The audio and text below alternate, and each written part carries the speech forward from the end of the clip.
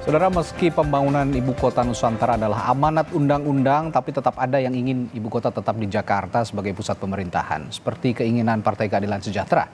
Adu gagasan pemindahan ibu kota kini jadi konsumsi saat pemilu dan kampanye Pilpres dan juga partai politik dimulai di pemilu 2024. Kita ulas bersama juru bicara dari masing-masing calon presiden dan calon wakil presiden dari Timnas Anies Mohaimin, Amin. Ada Muhammad Khalid di studio. Selamat pagi, Assalamualaikum Mas Khalid. Selamat pagi, Assalamualaikum. Waalaikumsalam warahmatullahi wabarakatuh. Lalu dari TKN Prabowo Gibran sudah hadir juga melalui sambungan virtual. Ada Andre Rosiade, dan dari TPN Ganjar Mahfud ada Yusuf Lakaseng. Selamat pagi, Bapak-bapak. Pagi Radi, pagi Assalamualaikum, Andre. Oke, saya ke pengkritiknya dulu. Partai Keadilan Sejahtera yang juga jubir Anies Mohaimin. Ada apa dengan IKN sebenarnya? Ya, ini sebenarnya bukan hal baru ya, karena ini merupakan penegasan. Oke. Jadi kemarin kita melakukan rapat pimpinan nasional sekaligus kick-off kampanye nasional. Oke. Jadi PKS ingin menegaskan bahwa sikap PKS terkait ibu kota negara setelah kita mendapatkan aspirasi dari berbagai kelompok masyarakat, tokoh masyarakat, akademisi, pakar dan sebagainya, kita ingin Jakarta tetap sebagai ibu kota negara. Oke. Dan apa yang sudah berjalan saat ini, kita mendukungnya, kita ingin mendorong Kalimantan itu sebagai salah satu pusat pertumbuhan ekonomi. Oke. Dan setiap wilayah itu kami meyakini bahwa seperti Kalimantan misalnya, dia memiliki competitive advantage atau daya saing dalam hal ekonomi hijau. Oke. Ekonomi yang melestarikan lingkungan hidup. Karena Kalimantan kita mengakui, dan bahkan bukan hanya kita, tapi juga dunia, sebagai paru-paru dunia. Oke. Karena di sanalah pusat keanekaragaman hayati, lingkungan hidup, dan disinilah kita menginginkan pusat pertumbuhan ekonomi itu bukan hanya di Jawa, tapi di berbagai wilayah kita ingin pemerataan di sana. Oke. Tapi apakah Jakarta sekarang sudah semakin semerawut, dan bagaimana dengan narasi bahwa IKN ini didirikan untuk berkontribusi terhadap perekonomian juga di wilayah timur yang kini baru 15% terhadap tingkat perekonomian nasional kontribusinya di wilayah timur ini? Dah, berangkat dari situlah kita argumennya, justru kita ingin mendesak, ingin memberikan tawaran gagasan bahwa pemerataan ekonomi, pemerataan pembangunan itu bukan dengan memindahkan ibu kota.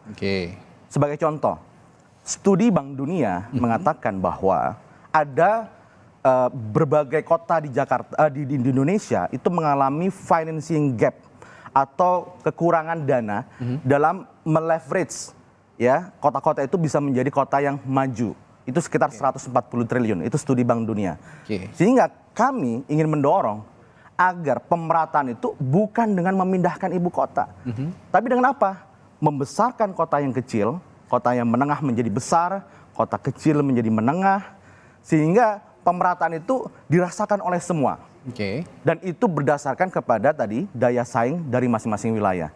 Sehingga dana pembangunan IKN yang begitu besar, hampir sekitar 500 triliun ya, 400 sekian triliun, itu bisa kita berikan ya alokasi anggarannya untuk memajukan pemerataan ekonomi bukan hanya di Kalimantan yang sudah berjalan saat ini, tapi masing-masing wilayah, kota-kota itu akan bisa kita dorong. Di Amin misalnya, itu kita ada sebuah rencana besar untuk memajukan sekitar 14 kota. Sehingga ada The New Jakarta sebagai pusat ekonomi. Sehingga pusat-pusat ekonomi itu akan tumbuh. Misalnya, kalau kota-kota itu awalnya dia belum bisa menjadi kota besar, yang sekarang menjadi kota menengah, kita leverage, kita injek ya, sehingga kita majukan di situ. Sehingga pemerataan bisa berjalan. Artinya simpelnya masyarakat atau publik melihat pernyataan dari PKS dan juga Anies Mohaimin begitu bahwa Jakarta sebagai pusat pemerintahan dan IKN sebagai pusat perekonomian begitu ya. Jadi kalau memang selama ini keinginan pemerintah ini dibalik begitu ya, kalau Jakarta perekonomian, di sana pusat pemerintahan. Nah, bagaimana dengan pendapat Anda, Bung Andre, dari narasi yang dikemukakan Bung Khalid tadi? Ya, tentu Radi, kita menghormati pendapat saudara kita PKS ya. Oke. Namanya dalam dunia demokrasi berbeda pendapat, berbeda pilihan itu hal yang lumrah dan mari kita saling menghormati. Nah, bicara kembali soal IKN, IKN itu sudah diatur oleh undang-undang. Ya, siapapun yang menjadi presiden maka melaksanakan undang-undang itu kewajiban ya. Nah, di mana undang-undang itu juga dibahas secara bersama-sama antara pemerintah dengan DPR. Jadi ini bukan produk sembarangan atau bukan produk abal-abal ya. Nah, jadi jangan sampai kalau setiap pergantian pemimpin harus mengubah kebijakan yang diatur undang-undang. Jadi ini ada dasar hukumnya yang tentu harus kita laksanakan siapapun presiden terpilih. Kecuali memang PKS nanti bisa merubah undang-undang ya. Yang kedua, yang ini yang perlu dipahami publik ya. Bagaimana beban Jakarta sebagai kota. Bagaimana potensi Jakarta bisa menjadi kota yang tenggelam. Kita tahu Jakarta saat ini adalah pusat pemerintahan dan juga pusat bisnis sudah tidak mampu menanggung beban kependudukan. Beban itulah yang harus dipindahkan sebagian. Nah, dengan jumlah penduduk yang kita lihat datanya sekarang Jakarta itu sekitar 10 juta orang dan luas wilayah itu hanya cuma 661 kilometer persegi. Jadi kalau kita lihat kepadatan penduduk Jakarta itu hampir lebih kurang 15.000 sampai 16.000 penduduk per kilometer persegi. Nah, dan ini menjadikan DKI Jakarta adalah salah satu kota terpadat di dunia. Apa dampaknya? Sebentar. Air tanah di 1 kilometer persegi terus disedot oleh sebagian besar sekitar 16.000 warga itu akan menyebabkan ya permukaan tanah di DKI amblas 6 sampai 18 cm per tahun. Jadi tidak heran ya kalau nanti Jakarta diprediksi akan tenggelam. Nah, inilah yang harus kita bagi bebannya. Makanya dipilihlah IKN Penajam Pasar menjadi ibu kota negara kita. Jadi ada pembagian peran ya. Bagaimana nanti IKN menjadi pusat pemerintahan, DKI Jakarta menjadi pusat bisnis dan perdagangan. Nah, bicara soal dan ini menunjukkan bagaimana orientasi pemerintah tidak lagi hanya Jawa sentris terhadap pembangunan tapi menjadi Indonesia sentris. Itu dua hal ya. Lalu yang ketiga, menanggapi Khalid soal pemerataan pembangunan. Saya rasa pemerintah Pak Jokowi sudah berkomitmen soal pemerataan pembangunan ini. Bagaimana seluruh daerah, seluruh provinsi itu mendapat kue pembangunan yang merata. Bahkan contoh, saya ini daerah Sumatera Barat. Saya sekarang ada di Sumatera Barat. Pak Jokowi ya menunjukkan keberpihakan yang begitu luar biasa. Contoh saya sendiri sebagai anggota DPR, kita lihat ada pasar yang sudah hancur sejak 2009. Saya menyampaikan kepada pemerintah, pemerintah mengelontorkan ratusan miliar, termasuk pembangunan tol di Sumatera. Bagaimana pemerintah pusat ingin terjadi percepatan pembangunan di Sumatera. Sumatera Barat pun di mana Pak Jokowi kalah telak dengan Pak Prabowo dapat 87%, tetap dapat kue pembangunan tol. Memang disayangkan kami lebih lambat dari daerah-daerah lain. Di saat provinsi yang lain berlari cepat, tolnya tersambung dan pembangunan lancar. Nah, di kampung kami Sumatera Barat yang kebetulan 3 periode dipimpin oleh partainya Khalid begitu lamban bin lambin, sehingga anggaran triliunan yang diberikan oleh itu pemerintah opini subjektif. itu lambat. Dan mungkin pas Khalid dari PKS. Jadi tidak ada isu pemerataan. Bahkan di NTB ya gubernurnya juga dari PKS, Bang Zulkifli Mansah, itu presiden berkomitmen melakukan percepatan pembangunan di NTB. Jadi jangan kita mispersepsi seakan-akan pembangunan IKN itu malah kita pemerintah tidak memperhatikan atau tidak melakukan pemerataan atau tidak melakukan pembangunan di daerah yang lain. Ini mispersepsi. Ini mindset yang salah. Yang ada adalah bagaimana pemerintah membagi beban DKI sebagai ibu kota negara dan pusat bisnis itu berbagi nantinya dengan IKN. Ibu kota negara, pusat administrasi negara dipindah ke IKN, DKI tetap menjadi pusat bisnis dan pusat perdagangan. Dan juga sekali lagi pemerintah tentu akan berkomitmen membangun di seluruh wilayah Indonesia dan percepatan pembangunan. Itulah komitmen Pak Prabowo sebagai calon presiden yang representasi akan melanjutkan keberhasilan pemerintahan Pak Jokowi. Yang baik kita lanjutkan, yang belum baik tentu kita akan sempurnakan demi kepentingan seluruh rakyat Indonesia. Begitu, Ray. Saya yakin, sebentar, Bung Khalid, saya yakin juga akan ada sanggahan soal ini. Tapi saya kasih kesempatan dulu untuk tim ses dari Ganjar Mahfud, ada Bung Yusuf Lakaseng. Bung Yusuf, saya melihat bahwa Ganjar Mahfud sejauh ini melalui tim sesnya juga, ini narasinya masih sebatas membela IKN itu bisa berdiri tetap di di Penajam Pasir Utara di Kalimantan, itu karena dengan narasi bahwa IKN itu adalah simbolik pembangunan Indonesia, jadi tidak boleh Java sentris, tapi belum mengemukakan alasan-alasan konkretnya kenapa memang IKN itu harus dipertahankan, keberadaannya tetap dibangun. Nah, dari narasi yang dibangun oleh PKS dan juga Anies Muhaimin, apa yang bisa Anda kemukakan soal bagaimana IKN ini tetap harus ada karena jangan sampai ada Java sentris. Data-data apa yang bisa Anda ungkap? Ya, Radi, jadi pertama adalah IKN ini, soal IKN ini untuk meluruskan bahwa selama ini kan semenjak pasca putusan MK itu kan orang menganggap bahwa Ganjar Mahfud ini antitesa banget sama Jokowi. Jadi soal IKN ini memperjelas positioning kita bahwa apa yang baik dari Pak Jokowi akan kita lanjutkan, apa yang kurang baik, apa yang tidak baik akan kita koreksi dan perbaiki. Nah, soal IKN ini komitmen Ganjar Mahfud jelas akan menuntaskan, akan melanjutkan, karena ini adalah utang sejarah. Pemindahan ibu kota itu sudah digagas sejak Presiden Soekarno. Pada tahun 1957 ketika Soekarno datang ke Palangkaraya meresmikan Palangkaraya sebagai ibu kota Kalimantan Selatan, saat itu Soekarno sudah menggagas bahwa ibu kota akan dipindahkan ke Kalimantan. Tapi entah apa yang terjadi kemudian itu tidak jadi. Kemudian pada masuk terjadi rotasi kekuasaan ke Orde Baru, itu digagas lagi pada 1997 oleh Presiden Soeharto, keluar Kepres nomor 1 tahun 97 yang membangun Jonggol sebagai kota mandiri yang diperuntukkan untuk ibu kota atau pusat pemerintahan baru. Bahkan pada pemerintahan SBY pun sudah digagas juga pada 2013 ada skenario itu, diantaranya akan membangun ibu kota baru tidak jauh dari Jakarta 50 atau 70 km atau bahkan di luar kota Jakarta.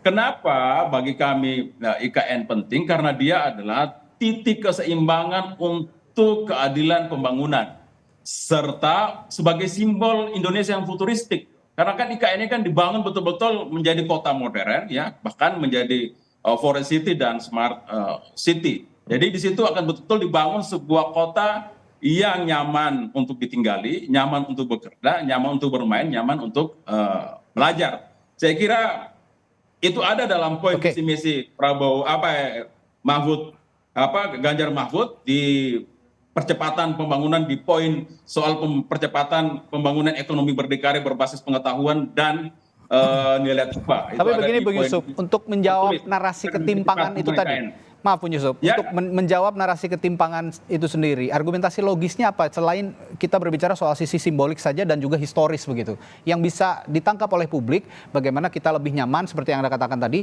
tapi apa yang bisa didapat begitu kira-kira kalau misalnya IKN tetap berdiri di sana? Oh ya, jelas ketika IKN dibangun itu akan muncul pertumbuhan daerah pertumbuhan ekonomi baru, khususnya di Kalimantan, di Sulawesi dan di daerah timur lainnya. Untuk daerah Sulawesi Tengah tempat kelahiran saya saja sudah menyiapkan diri menjadi daerah penyangga ibu kota. Barusan Presiden sudah meresmikan pusat pangan nasional untuk membackup kebutuhan dari ibu kota Nusantara ketika dipindahkan semua aktivitas pemerintahan pusat ke IKN. Gitu, Radi. Baik. Saya kembali ke Bung Khalid, tadi sepertinya akan menjawab kritik juga dari Bung Andre soal bagaimana PKS sebagai pengkritik IKN juga tidak banyak membangun Sumatera Barat, karena pernah memimpin Sumatera Barat dan juga Nusa Tenggara. Jawaban Anda, Bung Khalid. Nah, itu terlalu lokalistik. Oke. Hal itu. Saya ingin mengomentari begini. Saya ingin mengutip dari pandangan dari seorang guru besar ekonomi dan beliau adalah pakar lingkungan hidup. Jika memang ada beban permasalahan yang ada di Jakarta, maka sebagai seorang pemimpin itu tidak boleh meninggalkan permasalahan itu. Kita harus selesaikan masalah kemacetan. Maka kita harus melakukan revolusi dalam public transportation. Masalah lingkungan hidup. Maka pembangunan di Jakarta harus lebih membangun berdasarkan konservasi, kelestarian hidup tersebut. Sehingga kalau kita ingin menjadikan masalah ini selesai, tidak dengan cara instan. Dengan memindahkan, memindahkan ibu kota. Kan dulu begini, wah, kalau saya jadi presiden, Jakarta akan selesai masalahnya. Tidak begitu. Jadi kita harus hadapi, kita harus selesaikan permasalahan itu. Terus yang kedua, bagaimana kita melihat Jakarta ini, kita juga harus melihat akar historisnya, Mas Dhani. Jadi Jakarta ini adalah simbol historis bangsa ini. Sebagai sebuah satu bangsa, kita di situ ada Sumpah Pemuda. Sebagai sebuah negara, kita di situ ada proklamasi kemerdekaan. Jadi nilai historis ini tidak bisa diabaikan. Nah, kalau kita pindah IKN, kita sudah melakukan research, ya, penelitian, tidak ada korelasi antara pemindahan ibu kota dengan equity atau pemerataan itu. Jadi ini adalah sebuah keinginannya adalah ingin equality, ingin pemerataan, tapi caranya tidak tepat dengan memindah ibu kota. Pemerataan itu kalau kita buka apapun literatur studi yang ada dalam economic development, itu adalah dengan cara membangun pusat-pusat pertumbuhan ekonomi baru. Bukan dengan memindahkan IKN. Jadi inilah poin pentingnya. Bagaimana instrumennya? Pertama, instrumen fiskal. Masalah kebijakan fiskal. Yang kedua, instrumen moneter. Yang ketiga, instrumen industrial policy. Dan disinilah kita akan bisa membangun pusat-pusat pertumbuhan baru. Kalau kita bayangkan nih Mas Radhi dan mungkin warga yang menonton, bahwa ketika kita memindahkan ke IKN ini dari Jakarta, yang pindah itu siapa sih sebenarnya? Hanya pemerintahnya saja. Pemerintahan saja kan? Dan inilah kita, kalau kita bicara masalah pengurangan beban dan sebagainya, tidak terlalu signifikan.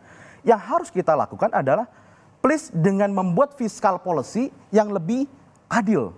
Please membuat monetary policy yang lebih merata. Bagaimana membuat industrialization yang lebih merata. Itu yang kita harus lakukan. Sehingga kota-kota yang sekarang itu belum maju menjadi lebih maju. Nah, anggaran 400 hampir 500 T itu kita buat desain polisinya ke arah sana.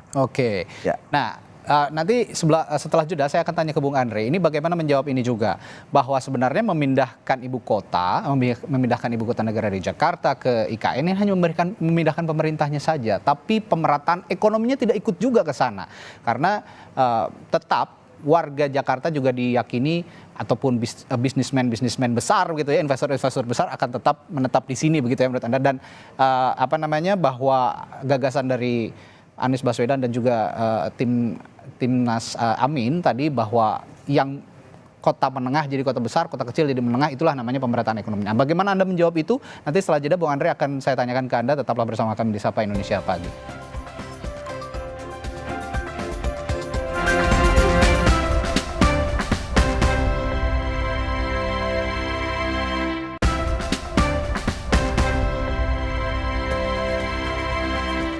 Kembali di Sapa Indonesia Pagi, kita masih bahas soal ide dan gagasan bagaimana nasib IKN ke depan setelah Pilpres 2024 yang berganti kepemimpinan dari pemerintahan Presiden Joko Widodo Ma'ruf Amin.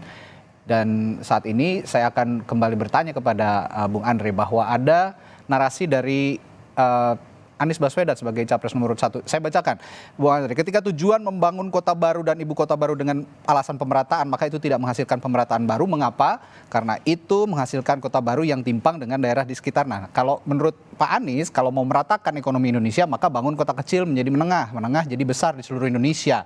Bukan membangun satu kota di tengah hutan, dan ini yang justru akan menimbulkan permasalahan baru dan juga ketimpangan. Nah, argumentasi dari Anies Baswedan, jawaban Anda bagaimana? Bung Andre. Radi, sekali lagi pemerintah ini sudah berupaya semaksimal mungkin melakukan pemerataan di berbagai wilayah. Saya kasih contoh tadi, NTB, ya Nusa Tenggara Barat, gubernurnya dari PKS, Bang Zulkifli Mansyah. Ya, Pak Jokowi kalah di NTB. Tapi apa yang terjadi? Triliunan rupiah digelontorkan oleh pemerintah pusat, oleh Pak Jokowi dalam rangka percepatan pembangunan di NTB. Apa yang terjadi sekarang? Pertumbuhan ekonomi di NTB itu luar biasa. Bahkan di saat pandemi COVID luar biasa tumbuhnya. Itu apa menunjukkan bahwa apa yang disampaikan Mas Anies itu sudah dilakukan oleh Pak Jokowi. Kadang memang kalau kita berkata-kata berjanji memang indah, apalagi kalau kita punya kemampuan narasi dan bicara yang luar biasa. Indah dan manis kita dengar. Tapi realisasinya kadang berbeda dengan janji dan fakta. Contoh, saya ini pendukungnya Mas Anies di 2017. Kita tahu janji misalnya, kami akan tolak reklamasi. Tapi faktanya di zaman Mas Anies itu jembatan PIK 2 ke PIK 3 itulah lancar jaya dan reklamasi itu sukses luar biasa pengusaha reklamasi itu. Nah ini contoh bahwa kadang saya jawab nanti ya. Manis bicara dalam kampanye itu lancar dan manis. Tapi bicara pemerataan sebentar sebelum Khalid masuk, pemerataan itu sudah dilakukan oleh pemerintah sekarang. Jadi ini persepsi yang berbeda, ini mindset yang berbeda. Jadi jangan seakan-akan disampaikan bahwa membangun IKN menyebabkan tidak ada pemerataan pembangunan di daerah lain. Itu persepsi yang salah. Itu narasi yang menyesatkan. Nah, satu lagi saya ingin sampaikan bahwa membangun ibu kota baru itu juga menunjukkan kita menggeser orientasi pembangunan. Bahwa tidak lagi Jawa sentris tapi Indonesia sentris. Lalu yang selanjutnya kita melihat pembangunan IKN ini bukan hanya membangun fisik tapi membangun peradaban baru. Contoh apa yang kita lakukan membangun peradaban baru juga selain IKN. Bahwa pembangunan kereta cepat Jakarta-Bandung itu membangun peradaban baru juga. Dan satu hal yang paling penting saya menjawab Khalid tadi, bahwa Khalid menganggap seakan-akan lari dari masalah. Pemerintah tidak lari dari masalah. Pemerintah terus membenahi Jakarta. Bagaimana pemerintah membangun MRT, membangun LRT, ini menunjukkan bagaimana pemerintah ingin membenahi transportasi Jakarta. Lalu pemerintah melalui PLT Gubernur DKI, Pak Heru, juga sekarang bekerja keras bagaimana menyelesaikan PR-PR yang tertinggal di bawah kepemimpinan Mas Anies yang lalu, soal dampak lingkungan, yang hal-hal yang disebutkan Khalid tadi itu lagi dikerjakan oleh pemerintah pusat dan PLT Gubernur DKI. Apa yang disampaikan oleh Khalid tadi. Tapi memang sekali lagi Radi, kalau bicara itu mudah. Ya apalagi kalau punya kemampuan lidahnya panjang, bicaranya manis, kadang melenakan. Tapi memang fakta dan eksekusi kadang beda dengan mulut manis seperti itu. Sebelum saya ke Bung Khalid, saya juga yakin akan menjawab hal ini. Saya ke Bung Yusuf dulu. Bung Yusuf, asal tidak sama begitu, saya publik bisa disajikan argumentasi yang lain bahwa apa yang jadi dasar Ganjar Mahfud nanti atau yang dijanjikan oleh Ganjar Mahfud jika IKN ini akhirnya rampung berhasil begitu dilanjutkan oleh pemerintahannya Ganjar Mahfud nanti jika terpilih? Ya tentunya yang kita komitmen ya bahwa Ganjar Mahfud akan mempercepat ibu kota ini pembangunannya, kan dalam perencanaan yang sekarang itu ada 5 tahap tuh sampai 2045. Jika memungkinkan, kita harus bisa lebih cepat dari itu. Kemudian yang berikutnya, mungkin akan kita koreksi ya, Radia. Kan dalam undang-undang IKN itu bahwa pemerintahan di IKN itu kan ditunjuk langsung lewat model otorita gitu ya. Nah mungkin dalam proses transisi pembangunan itu oke, karena untuk percepatan. Tapi ketika sudah normal, selesai pembangunan, sudah normal menjadi sebuah ibu kota, maka sebagai kota baru yang futuristik sudah seharusnya pemerintahannya juga demokratis. Harus dipilih oleh rakyat sama seperti pemerintahan di daerah-daerah lain. Mungkin pemerintahannya selevel pemimpin tertingginya wali kota, kemudian ada anggota parlemennya sebagai pengawas dari eksekutif. Tetap akan ada pilkada di sana berarti ya. Perbaiki dari proses IKN dalam perjalanan selanjutnya. Oke, jadi ini yang dijanjikan oleh Ganjar Mahfud, ini juga ide dan gagasan bahwa IKN meskipun saat ini nanti akan misalnya pembangunan berlanjut begitu akan dipimpin oleh kepala otorita, tapi jika sudah pembangunan sudah established gitu, tetap proses demokrasi di Ibu Kota Nusantara harus dilakukan gitu ya, akan ada pemilihan kepala daerah di sana untuk memimpin IKN. Nah, saya akan ke Bung Khalid. Bung Khalid, jadi kalau kata Bung Andre tadi tidak usah khawatir lah, Pak Jokowi ini sudah juga memberikan contoh bahwa pemerataan pembangunan itu tidak hanya semata-mata karena IKN, karena ada pembangunan di Nusa Tenggara, ada pembangunan di kereta cepat Jakarta Bandung seperti yang diungkapkan. Jadi apa khawatirannya sebenarnya? Nggak, ini hanya masalah sebuah pilihan. Kalau dalam ilmu ekonomi itu kita namanya ada resources, ada sumber daya, mana yang paling optimal kita gunakan. Kita mau achieve pemerataan ekonomi. Apakah solusinya IKN? Tidak. Kami memandang itu bukan solusinya. Jadi apa yang dilakukan Pak Jokowi sekarang sebenarnya sudah bisa dilanjutkan begitu ya, tidak perlu memindahkan ibu kota. Tidak perlu menggunakan IKN. Dan jadi kita tadi saya sampaikan bahwa konsep kita adalah membangun pertumbuhan ekonomi baru. Dan itu yang harus kita akselerasi. Mana yang menjadi pusat ekonomi hijau, mana yang menjadi pusat pariwisata, mana yang menjadi pusat industri nikel, mana yang menjadi pusat daya saing di bidang ekonomi sumber daya alam dan sebagainya. Dan itu yang harus kita akselerasi. Dan ini konsep yang ingin kita tawarkan. Jadi jangan khawatir. Misalnya sekarang di Nusantara sudah dibangun. Itu tetap kita lanjutkan. Tapi konsepnya bukan sebagai ibu kota. Karena Jakarta, kita sebagai bangsa, kita sebagai negara, punya nilai historis di situ. Bahkan salah satu, kenapa PKS menolak, kita sama nih dengan tim Ganjar Mahfud.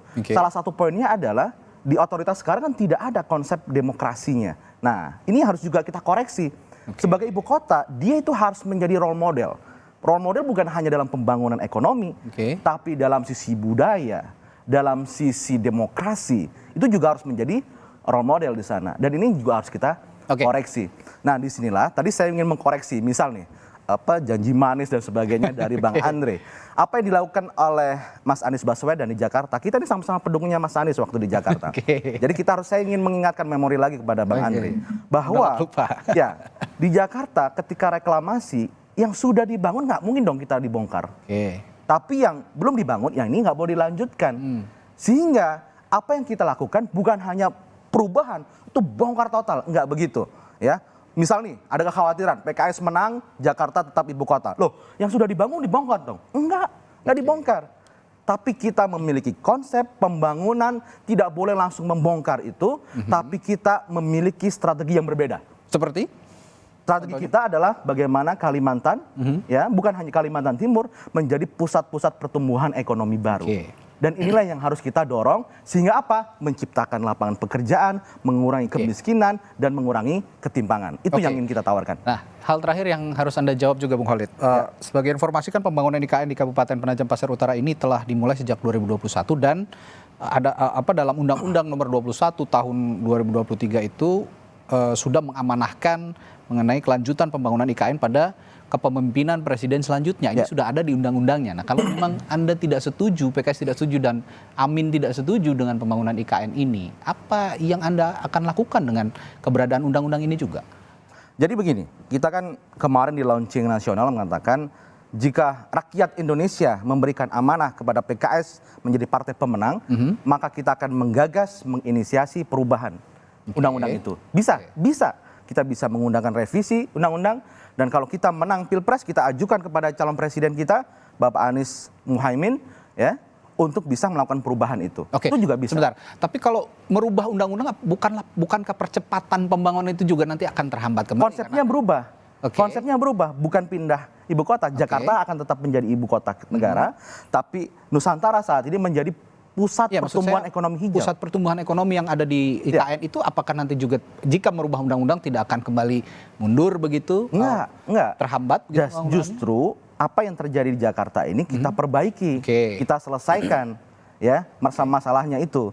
Dan apa yang sekarang sudah dibangun kita lanjutkan, tapi dengan konsep yang berbeda, bukan sebagai sebuah kota ibu kota negara. Baik. Bung Andre, terakhir juga buat Anda, jadi komitmen Prabowo Gibran lanjut IKN, tapi yang harus diketahui juga oleh publik bahwa keberlanjutan ini harus punya target juga. Kira-kira ada pembahasan di internal Prabowo Gibran kapan IKN ini akan bisa kemudian memberikan dampak positif bagi masyarakat secara instan tentunya? Ya, jadi begini, Radi. Yang pasti tentu kami berkomitmen, pasangan Pak Prabowo dan Mas Gibran berkomitmen akan melanjutkan kebijakan yang sudah baik dan menyempurnakan kebijakan yang mungkin belum baik untuk masyarakat. Itu komitmennya sebagai kalimat kita yang menyampaikan bagian dari keberlanjutan. Kan seperti itu tagline kami. Nah, tentu masalah IKN sekali lagi kita akan mendorong pemerintah secepatnya bagaimana ya IKN ini betul-betul bisa memberikan dampak positif bagi masyarakat. Tapi sekali lagi Radi, memindahkan ibu kota itu tentu butuh waktu, butuh proses, ya. Dan ini bukan hanya sekedar membangun infrastruktur, tapi kita membangun ekosistem dan membangun peradaban baru. Jadi insya Allah mohon doanya, mohon dukungannya, kita bersama-sama membangun IKN dan insya Allah IKN yang kita harapkan ini bisa sukses, betul-betul menunjukkan bahwa pembangunan tidak lagi Jawa sentris, tapi Indonesia sentris, dan juga sekali lagi IKN ini betul-betul bisa menopang seluruh wilayah yang ada di Kalimantan sehingga terjadi percepatan pembangunan dan juga sekali lagi pemerataan pembangunan tidak hanya di Jawa dan di IKN tapi tentu ada di seluruh Indonesia. Karena sekali lagi presiden terpilih di 2024 adalah presiden seluruh rakyat Indonesia. Yang paling penting siapapun yang terpilih itu presiden kita semua, dan pesan kami di 28 November di hari perdana kampanye ini, mari kita bersama-sama ciptakan pemilu yang riang dan gembira, jauh dari fitnah, jauh dari hoax, dan jauh dari kemarah-marahan. Karena rakyat butuh pemilu yang riang gembira, bukan pemilu yang marah-marah. Seperti itu. Baik, terakhir ke Bung Yusuf. Bung Yusuf, jika berbicara soal penolakan begitu ya, penolakan IKN di masa kampanye, sebenarnya penolakan ini bukan hanya di masa kampanye ya, di sebelum-sebelumnya juga sudah ada riak-riak penolakan itu, bahkan di sekitar masyarakat IKN sendiri ada yang tidak setuju dengan keberadaan IKN. Nah, untuk Ganjar Mahfud, tim ses Ganjar Mahfud dan juga Ganjar Mahfud nanti jika terpilih, bagaimana Anda menjelaskan kepada orang-orang atau publik yang masih ragu dengan pendirian IKN ini, penolakan yang terjadi dalam berbagai elemen, ini bisa diyakinkan oleh Ganjar Mahfud bahwa IKN ini bisa memberikan dampak positif bagi masyarakat. Apa janji Ganjar Mahfud untuk mereka yang menolak ini? Ya, jadi pemindahan IKN ini memang ada dua hal sekaligus yang langsung terdampak ya. Yang pertama adalah dia mengurangi atau solusi dari beban Jakarta yang sudah sangat berat. Karena kan daya dukung lingkungan Jawa dan Jakarta itu sudah overdosis, harus dipindahkan. Kemudian ketika IKN dipindahkan, itu juga sekaligus menjadi daerah pertumbuhan ekonomi baru di timur. Kalau gulanya dipindah, kita berharap semutnya ikut, karena semut pasti selalu akan ikut gula, gitu ya. Itu logikanya. Dan itu sudah terbukti ketika IKN dalam proses pembangunan dan terbukti sekarang berjalan terus, targetnya bahkan 17 Agustus tahun depan akan dirayakan, diupacarakan di sana, itu sudah terbukti. Ya, itu kan simbolik tapi Bung Yusuf. Ekonomi di wilayah-wilayah daerah di Kalimantan, di Sulawesi, ya, di daerah timur khususnya. Jadi ketika itu menjadi target pemerataan pembangunan, itu betul-betul terjadi. Jadi menurut saya IKN ini adalah satu simbol bahwa kita mampu membangun sebuah ibu kota baru yang lebih hebat dari ibu kota manapun di dunia. Karena ini adalah daerah baru, betul-betul dirancang dari baru dengan teknologi canggih, ya. Konsepnya Forest City dan Smart City, dan itu konsepnya futuristik bermasa depan. Jadi saya kira ini akan menjadi kebanggaan kita semua dan sudah menjadi kewajiban dari Ganjar Mahfud untuk melanjutkan ini. Sekali lagi ya, kami katakan bahwa Ganjar Mahfud itu tidak benci dengan Pak Jokowi ya. Tapi kalau Pak Jokowi melakukan kesalahan, kita akan dengan keras mengkritiknya. Itu yang sudah kami lakukan dalam proses MK sebelumnya. Tapi ketika ada program yang bagus, hilirisasi, pembangunan IKN, kita berkomitmen untuk melanjutkannya, menuntaskannya setuntas-tuntasnya, secepat-cepatnya. Tapi soal pembangunan hukum, soal pembangunan demokrasi, kita akan koreksi, kita akan perbaiki dengan sebaik-baiknya juga. Ini Tadi baik, silakan. Ya, saya sedikit koreksi sedikit. Saya di sini berbicara sebagai perwakilan juru bicara PKS ya. Jadi karena konsep Jakarta tetap ibu kota negara itu adalah kampanye gagasan yang di-launching oleh PKS. Jadi tadi ada masukan juga gitu bahwa tentu di tim Amin itu akan dilakukan penggodokan secara khusus terlebih dahulu. Sedangkan ini adalah sikap resmi dari Partai Keadilan Sejahtera yang merupakan pertanggungjawaban publik PKS yang sebelumnya kita sudah menolak RUU IKN. Sehingga ini kami sampaikan sebagai sikap resmi Partai Keadilan Sejahtera yang merupakan pengusung dari Amin. Jadi masih akan dibahas karena di dalamnya juga ada PKB yang sebelumnya membahas undang-undang IKN dan setuju begitu ya. Ini juga perlu bicara bersama lagi, duduk bareng lagi bagaimana nanti jika Amin sukses begitu ya memenangi Pilpres dan konsep soal IKN ini harus dibahas lagi dengan internal koalisi begitu ya pastinya. Baik. Senang sekali pagi hari ini kita berbicara ide dan gagasan di hari pertama kampanye Pilpres, baik partai politik maupun calon presiden, calon wakil presiden diwakili oleh juru bicara tim ses masing-masing. Ada Timnas Amin, Timnas Anies Muhaimin di studio Muhammad Khalid dan juga dari TKN, juru bicara PKS juga Muhammad Khalid, lalu dari TKN Prabowo Gibran, Andre Rosiade dan TPN Ganjar Mahfud Yusuf Lakaseng telah berbagi perspektifnya soal IKN pagi hari ini. Terima kasih Bapak-Bapak, sehat selalu, sampai jumpa lain waktu. Ya, terima kasih. Sukses semua. Sukses Pak Andre, Pak Yusuf.